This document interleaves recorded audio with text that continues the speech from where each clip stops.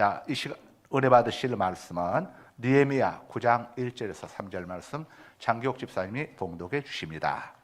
그달 29날에 이스라엘 자손이 다 모여 금식하며 굵은 베옷을 입고 티끌을 무릅쓰며 모든 이방 사람들과 절교하고 서서 자기의 죄와 조상들의 허물을 자복하고 이날에 낮 4분의 1은 그 자리에서 서서 그들의 하나님 여호와의 율법책을 낭독하고 낮 4분의 1은 죄를 자복하며 그들의 하나님 여호와께 경배하는데. 아멘. 아멘. 자, 조상들의 허물을 자복하고 하는 제목을 함께 은혜를 나누도록 하겠습니다. 우리가 느헤미야를 3주째 보고 있습니다. 또 이번에 명절이기 때문에 자, 이어서 우리 함께 은혜를 나누도록 하겠습니다. 설 명절 연휴 잘들 보내셨습니까? 네. 이스라엘의 설날은 정교력으로 7월 1일입니다. 기원전 444년 이스라엘 자손들은 그들의 설날인 7월 1일 나팔절을 보내고 이어지는 대속죄일 7월 10일에 있었죠. 그리고 초막절 7월 15일부터 21일까지 또 이어지는 한 주간에 걸치는 초막절을 지켰습니다. 저들은 초막절을 지키는 한 주간 동안 하나님의 말씀을 듣는데 집중을 했습니다. 그리고 하나님의 말씀을 들으면서 자기들이 깨닫게 된 조상들의 죄와 자기들의 죄에 대해서 하나님 앞에서 자복하며 회개했습니다.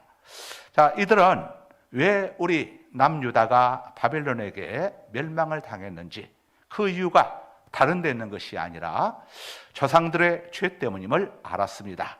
그래서 그들은 초막절이 끝났음에도 고향으로 돌아가지 않았습니다. 자, 7월 1일부터 와가지고 초막절이 끝나고 오늘 7월 24일이면 24일이나 되는 긴 기간 동안 그 당시 이 공중 화장실이 제대로 갖추어졌을 리도 만무하고 무슨 호텔이나 여관이 제대로 있을 리도 만무합니다. 엄청난 불편함과 번거로움이 있었겠지만은 그들은 기꺼이 그것들을 감수하면서 예루살렘에 계속 머물렀습니다. 그것은 조상들의 죄와 자기들의 죄를 오늘 본문처럼 하나님께 자복하기 위함이었습니다. 자, 오늘 본문 2절입니다. 2절 다시 한번 우리 읽겠습니다. 모두 함께 읽습니다. 시작. 모든 이방 사람들과 절교하고 서서 자기의 죄와 조상들의 허물을 자복하고. 당시 이스라엘 백성들이 하나님께 범한 죄는 크게 세 가지입니다. 하나는 우상 숭배죠. 하나님만을 섬기게 하는데 하나님과 우상을 함께 섬겼습니다. 마치 오늘날 우리가 주님만을 섬겨야 하는데 물질과 주님을, 이념과 물질을 함께 섬기고 있는 것처럼 그들이 그런 우상 숭배를 범했습니다. 또 안식일을 범한 죄, 주일을 바르게 지키지 않는 죄, 자, 그리고 안식년을 지키지 않으므로 땅을 혹사시킨 죄, 이 세 가지가 바벨론 땅에서 그들이 70년 동안을 포로 생활해야 했던 가장 큰 원인이었습니다. 그래서 이스라엘 자손들은 나팔절이 끝났음에도 예루살렘을 떠나지 않았습니다. 모두 모여서 조상들과 자신들의 모든 죄를 하나님 앞에 고백하며 회개했습니다. 회개는 하나님의 진노를 멈추게 하는 최고의 소방수입니다. 요나서에 보면 요나의 경고를 듣고 니느웨 사람들이 회개했습니다. 그때 하나님은 그들에게 내리겠다고 하신 재앙을 거두셨습니다. 요나서 3장 10절입니다. 하나님이 그들이 행한 것 곧 그 악한 길에서 돌이켜 떠난 것을 보시고 하나님이 뜻을 돌이키사 그들에게 내리라고 말씀하신 재앙을 내리지 아니하시니라. 아멘. 회개는 하나님의 재앙을 벗어나게 하는 유일한 탈출구입니다. 사무엘하 21장에 나오는 이야기입니다. 다윗 왕 때에 이스라엘 땅에 3년간 계속해서 가뭄이 들어 기근이 발생했습니다. 하나님께서 이스라엘 땅에 재앙을 내리신 겁니다. 다윗 왕은 그 이유가 무엇인지 하나님께 물었습니다. 그러자 하나님께서 그 이유를 알려주셨습니다. 사무엘하 21장 1절에서 2절입니다. 다윗의 시대에 해를 거듭하여 3년 기근이 있으므로 다윗이 여호와 앞에 간구하매 여호와께서 이르시되 이는 사울과 피를 흘린 그의 집으로 말미암음이니 그가 기브온 사람을 죽였음이니라 하시니라. 기브온 사람은 원래 가나안 족속입니다. 하나님께서는 가나안 족속을 다 멸하라고 이렇게 명령을 하셨습니다. 그런데 가나안 족속 가운데 기브온 사람들이 살아남기 위해서 가나안 족속이 아닌 것처럼 여호수아 댁에 이스라엘을 속이고 여호수아를 찾아왔습니다. 기브온 족속은 이스라엘의 노예가 되어 장작 패는 일과 물기는 일을 감당하겠다고 여호수아에게 이야기했습니다. 우리는 먼 나라에서 왔습니다. 당신의 하나님 여호와에 관한 소문을 듣고 그 여호와를 우리 하나님으로 섬기기 위해서 찾아왔습니다. 우리가 비록 이방인이기는 하지만은 당신들이 하기 어려운 물기는 일과 장작 패는 이런 허드렛 일을 우리가 할 터이니 당신들의 하나님 여호와를 섬길 수 있도록 해 주십시오라고 요청을 했습니다. 여호수아는 그들이 가나안 족속이라는 것을 전혀 알아채지를 못했습니다. 그래서 하나님 앞에서 그들을 받아들이겠다고 이렇게 약속을 해버렸습니다. 하나님 앞에 먼저 물었어야 하는데 묻지 아니하고 일방적으로 약속을 해버렸습니다. 그로 인해 기브온 족속들은 여호와를 섬기며 이스라엘 백성들 속에서 물기 있는 일, 또 장작 패는 일을 하면서 그들 속에 함께 살았습니다. 그런데 사울왕 때가 되어가지고 사울왕이 이스라엘 백성들 속에 섞여 있는 기브온 족속이 가나안 족속이라고 하는 이야기를 듣고 인종 청소를 단행했습니다. 자신의 잘못 때문에 나라가 어려움 속에 빠져 있었는데 마치 이 인종 청소를 하지 않아서 그렇게 된 것처럼 이렇게 생각을 했던 사울 왕은 기브온 족속들을 다 죽이도록 명령을 내린 겁니다. 이것은 하나님의 뜻이 아니었습니다. 사울 왕의 잘못된 열심히 빚어낸 범죄였습니다. 억울하게 부모, 형제, 남편과 아들을 사울 왕의 손에 잃게 된 기브온 사람들이 여호와께 호소했습니다. 공의로우신 하나님, 우리는 여호와를 섬기기 위해서 이렇게 지금까지 굳은 일들을 마다하지 아니하고 담당하며 살아왔는데 어찌 이런 날벼락이 우리에게 임할 수 있습니까? 공의로우신 하나님, 정녕 이것을 보고만 계시겠습니까? 그들이 하나님께 탄원했습니다. 호소를 한 것이죠. 그래서 하나님께서 이스라엘 땅에 재앙을 내리셨습니다. 사울이 잘못된 열심으로 죄 없는 기브온 사람들을 죽였기 때문에 이스라엘 땅에 3년 재앙이 임하게 된 것이다 라고 다윗에게 알려주었습니다. 그러자 다윗은 살아남아있는 기브온 사람들의 대표들을 불러서 그들에게 물었습니다. 뭐라고 물었을까요? 사무엘하 21장 3절입니다. 다윗이 그들에게 묻되 내가 너희를 위하여 어떻게 하랴? 내가 어떻게 속죄하여야 너희가 여호와의 기업을 위하여 복을 빌겠느냐 하니. 다윗이 기브온 대표들을 불러가지고 내가 너희들에게 어떻게 해줘야 너희들 속에 맺힌 한이 풀리겠느냐, 너희들이 원한 대로 내가 다 이루어줄 것이다 하면서 그들에게 이야기를 했습니다. 그러자 기브온 대표들이 자기들의 요구사항을 다윗 왕에게 이렇게 요구했습니다. 사무엘하 21장 4절에서 6절입니다. 기브온 사람이 그에게 대답하되 사울과 그의 집과 우리 사이의 문제는 은금에 있지 아니하오며 이스라엘 가운데에서 사람을 죽이는 문제도 우리에게 있지 아니하니이다 하니라. 왕이 이르되 너희가 말하는 대로 시행하리라. 그들이 왕께 아뢰되 우리를 학살하였고 또 우리를 멸하여 이스라엘 영토 내에 머물지 못하게 하려고 모해한 사람의 자손 7사람을 우리에게 내주소서. 여호와께서 택하신 사울의 고을 기브아에서 우리가 그들을 여호와 앞에서 목매어 달겠나이다 하니 왕이 이르되 내가 내주리라 하니라. 아멘. 기브온 사람들이 다윗 왕에게 요구했습니다. 우리의 맺힌 한은 돈으로 해결할 수가 없습니다. 또 죄 없는 다른 이스라엘 사람들의 목숨으로 해결해서도 안 됩니다. 우리를 죽인 범인은 바로 사울입니다. 그러니 사울 왕의 자손 7명의 목숨을 우리에게 내주십시오. 그러면 우리가 그들을 여호와 앞에서 나무에 목을 매달겠습니다. 그렇게 함으로써 우리가 죽은 조상들의 한을 풀고 우리 형제, 우리의 아들들의 한을 풀도록 하겠습니다. 그렇게 하게 해 주십시오라고 요청을 했습니다. 그러자 다윗이 그렇게 하도록 허락을 했습니다.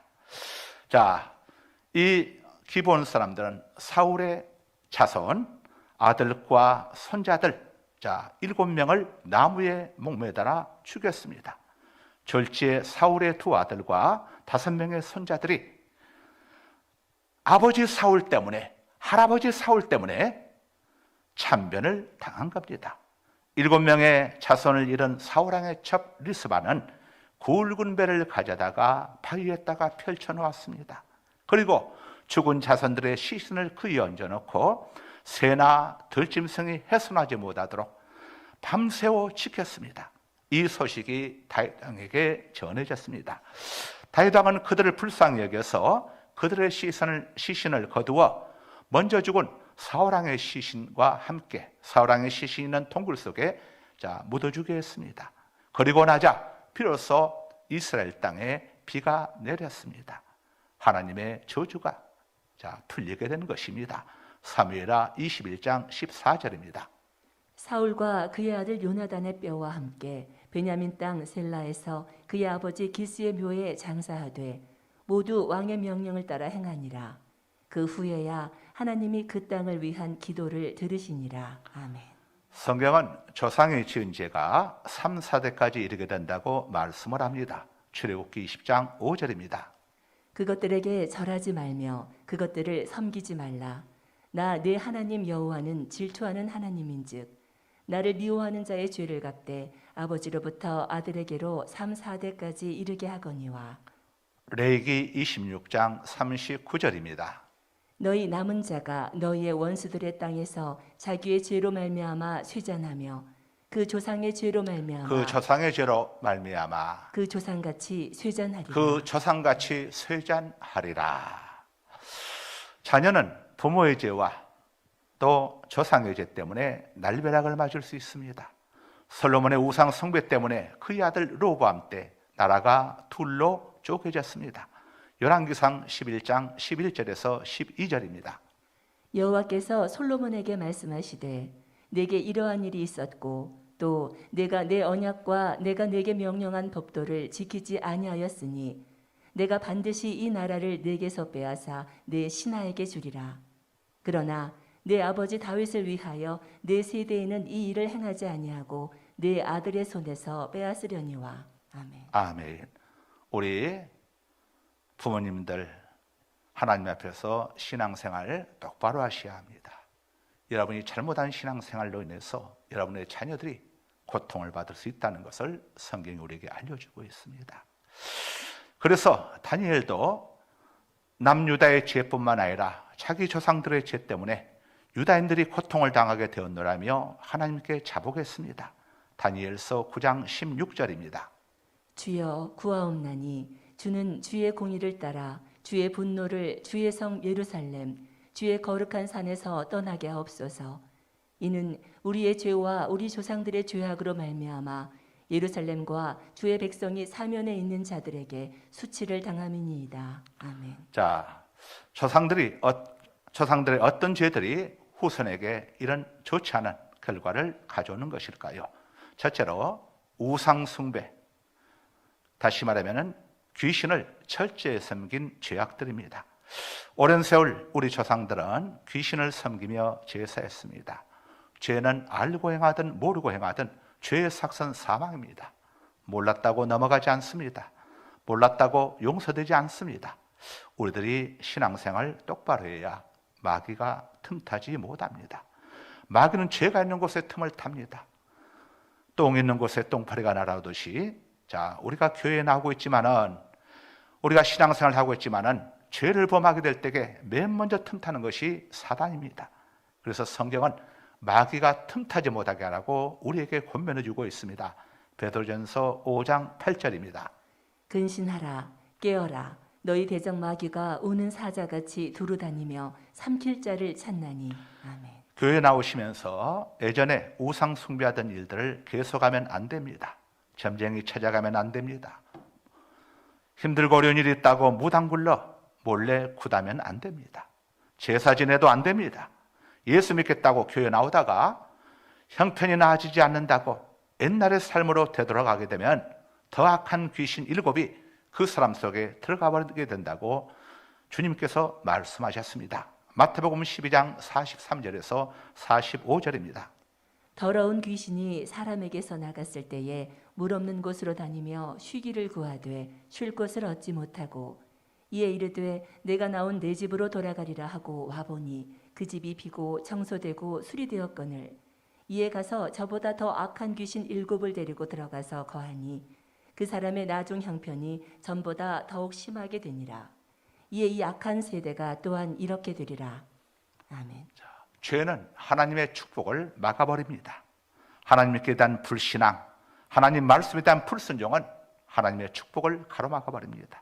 바로 그 불신앙과 불순종 때문에 사람들이 고통을 당하게 되는 것입니다. 하나님께서 이스라엘 백성들을 애굽 땅에서 구원해 내신 다음에 광야 40년을 인도해 가셨는데 이스라엘 백성들이 광야에서 먹을 것이 없어서 죽은 것이 아닙니다. 마실 물이 없어서 목말라 죽은 것도 아닙니다. 적들에 의해서 죽은 것도 아니고 불뱀과 불정갈에 물려서 죽은 것도 아닙니다.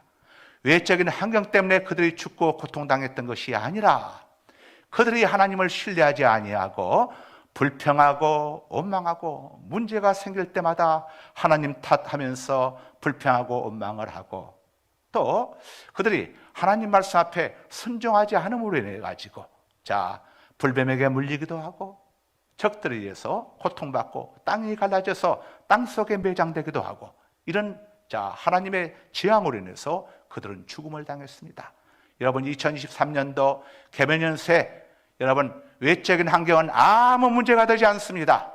이 환경 때문에 여러분들이 불평하고 원망하고 불순종하는 그것들이 여러분들의 축복을 가로막는 진짜 범인이라는 사실을 잊지 마시길 바랍니다.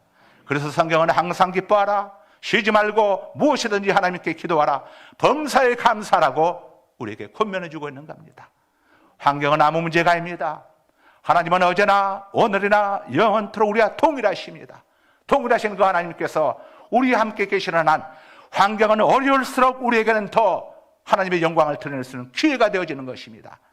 여러분 내일 일을 두려워하지 마시고 겁먹지 마시고 환경을 바라보지 마시고 하나님 앞에서 믿음 생활 바르게 하시기를 주의 이름으로 당부드립니다.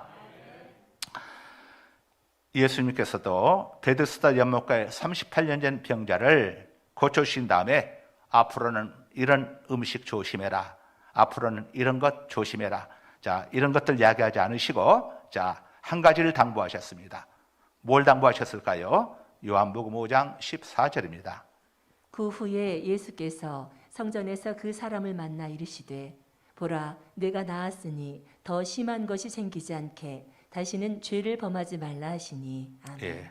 다시는 죄를 범하지 말라 말씀하셨습니다. 죄가 무서운 것입니다. 죄는 사망을 가져오고 죄는 저주를 불러오고 죄는 하나님의 은혜를 차단해버립니다. 교회 나왔다고 다 끝나는 것이 아닙니다. 마귀는 우는 사자처럼 두루다니며 삼킬 자를 찾고 있다고 말씀하고 있습니다. 다시 한번 베드로전서 5장 8절을 읽어주시기 바랍니다. 근신하라 깨어라 너희 대적 마귀가 너희 원수 마귀가 우는 사자같이 두루다니며 삼킬 자를 찾나니. 아멘. 절대로 마귀에게 빌미를 제공해서는 안 됩니다. 여러분들 마귀가 틈탈 빌미를 제공하지 아니하도록 근신하고 정신 바짝 차리기를 바랍니다. 틈을 제공하면 안 됩니다. 하나님을 믿지 못하고 원망하고 불평하는 것들이 죄고 하나님 말씀에 순종하지 않는 것이 바로 죄인 겁니다. 그 다음으로 우리 조상들이 무책임하게 입술로 하나님을 저주하고 또 악행을 저지른 이런 죄들이 자손들에게 엄청난 재앙의 영향을 미치고 있다는 것을 성경이 알려주고 있습니다. 유대 총독 빌라도는 예수님을 신문하면서 예수님이 죄가 없으심을 알았습니다. 그래서 석방하려고 했습니다. 그때 유대인들이 빌라도를 압박했습니다. 자칭 유대인이라고 한 예수를 당신이 무죄로 풀어준다면 당신은 가이사의 신하가 아니요, 세상의 황제는 한 사람뿐인데 가이사가 황제인데 자신을 왕이라고 하는 예수를 풀어준다면 당신은 황제에게 반역을 꾀하는 것이요 라고 가이사를 압박했습니다. 그때 빌라도가 예수님을 그들에게 내어주면서 이렇게 말했습니다. 죄 없는 자를 죽인 죄값은 너희가 받아라. 나와는 아무 상관이 없다. 그러자 유대인들이 말했습니다. 좋다. 그 피를 우리와 우리 자손에게 돌리라. 과연 그들의 말대로 그들과 그들의 후손들은 엄청난 죄값을 받았습니다. 그들은 예수님을 죽인 지 얼마 지나지 않아 서기 70년 로마의 디도 장군에 의해 예루살렘 성전은 불타고 나라가 멸망했습니다. 그뿐만이 아닙니다. 그들은 2000년 동안 나라 없는 백성의 고통과 서름을 뼈저리게 경험해야 했습니다. 남의 나라에 빌붙어 살던 그들은 곳곳으로부터 사람들로부터 지탄을 받아야 했고, 마침내 2차 세계대전 당시 히틀러에서 그들의 후손 600만 명이 학살당했습니다. 이것은 우연한 일이 아닙니다. 우리는 하나님 앞에서 말 함부로 하면 안 됩니다. 내 조상들이 하나님 앞에서 함부로 내뱉은 말들은 없었는지 우리는 돌아봐야 합니다. 그리고 오늘 본문의 이스라엘 백성들처럼 조상의 죄에 대해서 우리가 회개합니다. 조상의 죄를 회개한다고 해서 조상님에게 영향이 있는 건 아니지만 우리에게 미치는 영향이 있기 때문에 우리는 오늘 성경에 나온 것처럼 조상에 대해서 우리도 회개할 당위성이 있는 것입니다. 또한 조상들이 저지른 악행에 대해서도 우리는 회개합니다. 북이스라엘 왕 아합이 저지른 악행 때문에 그의 아들 아하시야는 왕이 오른 지 2년 만에 죽었습니다. 그렇다면 조상들이 범한 범죄에 대해 자손들이 어떻게 이 문제를 처리해 나가야 하겠습니까? 사울왕의 범죄에 대해서 다윗이 대처했던, 어떻게 대처했는지를 우리가 주의 깊게 살펴볼 필요가 있습니다. 다윗은 하나님께 3년 기근이 임하게 된 까닭을 겸손히 물었습니다. 여러분들 교회 나오시면서도 집안에 어떤 우환들이 계속되고 있는 그런 문제들이 있을 것입니다. 내 남편에게 있는 문제, 시아버지께 있었던 문제,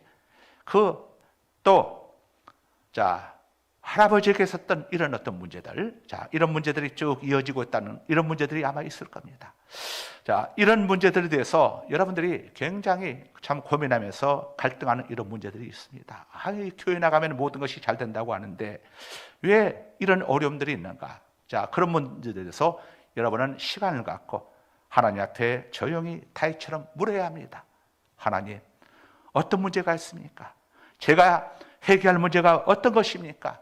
내가 자복해야 할 문제가 어떤 것입니까? 라고 다윗이 물었던 것처럼 물으셔야 합니다. 여러분들이 마음을 결단을 가지고 그런 시간을 내가지고 겸손히 하나님 앞에 무릎을 꿇고 묻게 되면은 하나님이 어떤 방법으로든 여러분에게 감동을 주시고 알려주십니다. 다윗은 억울한 일을 당한 기브온 사람들을 불러서 그들의 요구를 수용함으로 그들의 오난을 풀어주었습니다. 그리고 또 이 죽은 사울의 자손들을 사울왕의 무덤 속에 또 함께 매장시켜주면서 그들의 가해진 그들을 또한 함께 품어주었습니다. 이렇게 행했을 때에 하나님께서 하늘을 여시고 단비를 내려주셨다고 성경은 말씀하고 있습니다. 여기에 중요한 교훈이 있습니다. 하나님께 회개할 것이 있고 사람들에게 회개할 것이 있다는 것을 우리에게 알려주고 있습니다. 누가복음 19장에 나오는 삭개오 회개는 아주 우리에게 회개는 어떻게 하는 것인지에 대한 좋은 모델을 알려주고 있습니다. 삭개오가 예수님을 만났습니다. 예수님, 이제부터는 제가 정말 착하게 살겠습니다. 삭개오는 그걸 그렇게 끝내지 않았습니다. 실제로 예수님을 만났지만은 삭개오는 하나님 앞에 대한 회개와 사람들에 대한 회개를 예수님 앞에서 보여주었습니다. 누가복음 19장 8절에서 9절입니다. 삭개오가 서서 주께 여짜오되 주여 보시옵소서, 내 소유의 절반을 가난한 자들에게 주겠사오며 만일 누구의 것을 속여 빼앗은 일이 있으면 내 갑절이나 갚겠나이다. 예수께서 이르시되 오늘 구원이 이 집에 이르렀으니 이 사람도 아브라함의 자손이미로다. 아멘. 예수님을 만난 삭개오는 자기 재산의 절반을 가난한 자들에게 나누어 주겠다고 했습니다. 이건 하나님 앞에 회개하는 것입니다. 욕심만 부리고 살았던, 자기 자신만을 위해서 살았던 삭개오가 자기의 재산을 절반을 가난한 자들에게 나눠주겠다고 하는 것은 하나님 앞에서 이제는 정말 바른 회개하는 바른 신앙인의 삶을 살겠다는 것을 하나님 앞에 보여준 것입니다. 그걸로 끝내지 않았습니다. 삭개오는 자신이 피해를 준 사람들에 대해서 그들 각자에게 4배로 배상하겠다고 했습니다. 피해자들에게 대해서도 회개하는 모습을 보여주었습니다. 삭개오는 진정한 회개가 어떤 것인지를 행동으로 보여준 것입니다. 우리 자신은 물론 조상들이 범한 죄에 대해 후손인 우리들이 하나님 앞에서 어떻게 회개할 것인지를 우리에게 알려주고 있는 것입니다. 우리는 조상들이 진 빚을 갚는 마음으로 선을 많이 행해야 합니다. 우리의 조상들 중에 우리는 모르지만은 어쩌면 삭개오처럼 이렇게 남의 것을 빼앗고 토색하는 이런 죄를 범한 우리의 조상들도 있을 수 있습니다. 우리가 그건 알 수가 없지만은 그들이 진 빚을 우리가 어떻게 갚아야겠습니까? 이 땅에서 우리가 선을 많이 행해야 하는 겁니다. 여러분들, 나눠주고 베풀고 구제하는 일을 행할 때에 아까운 마음이 들 때에 그런 생각을 한번 해보시기 바랍니다. 우리 조상님들의 누군가도 이렇게 누구로부터 도움을 받고 살아남았기 때문에 오늘의 내가 이 땅에 존재할 수 있게 된 것이 아니겠는가. 이런 겸손한 마음을 가지고, 이렇게 빚진 마음을 가지고 위기에 처한 이웃들을 외면하지 말고 선한 일 많이 행하시기 바랍니다. 또한 내게 잘못한 사람에 대해서도 너그럽게 용서해 주어야 합니다. 그래야 나와 조상들이 다른 사람에게 범한 잘못에 대해서도 우리가 용서받을 수 있는 것입니다. 그래서 예수님께서는 우리에게 이렇게 기도하라고 하셨습니다. 우리가 우리에게 죄진 자를 용서하여 준 것 같이 우리 죄를 용서하여 주시고 먼저 용서해 주라는 겁니다. 그래야 우리 죄가 용서받을 수 있다는 겁니다. 여러분들 속에 맺혀있는 그런 것들 때문에 하나님의 축복이 여러분에게까지 가지 아니하고 차단될 수 있다는 것을 우리에게 알려주고 있는 것입니다. 오늘 본문 3절에 보면은 기원전 444년 7월 24일 이스라엘 백성들은 3시간 동안 말씀을 듣고 3시간 동안 자신들과 조상들의 죄에 대해서 자복하며 기도했습니다. 명절 후 첫 주간을 맞이한 우리 역시도 이스라엘 백성들처럼 우리 자신들과 조상들의 죄에 대해 진심으로 자복하는 시간들을 가져야 합니다. 우리가 지금 3시간 설교한 시간을 들었으니 1시간 지금 기도할 수는 없습니다. 우리에게는 시간이 없지요. 여러분들 저녁이든 새벽이든 교회에 오셔서 오늘 말씀을 들은 것을 기억하면서 정말 여러분 자신과 조상들의 잘못에 대해서 기도하는 시간도 가지시고, 누군가 여러분에게 도움을 요청할 때는 여러분들이 도울 수 있는 힘이 있다면 도울 수 있는 힘 범위 내에서 그들을 힘껏 도와주십시오. 조상들이 누군가의 도움을 받고 갚지 않았던 것을 내가 갚는다는 마음을 가지고 여러분들이 대가를 바라지 말고 베푸십시오. 그리고 또 여러분들이 용서할 수 없는 대상이 있다고 할 때에 나도 내 조상님 중에서도 도저히 용서받을 수 없는 어떤 죄를 범한 조상님이 계실 수도 있을 겁니다. 그분의 죄를 내가 대신 갚는다고 하는 이런 마음을 가지고 여러분들이 용서해 주십시오. 나는 아무 잘못이 없다고 할지라도 여러분이 하나님의 말씀을 생각하고 조상님들의 죄를 내가 대신 갚는다고 하는 이런 마음을 가지고 여러분들이 행하십시오.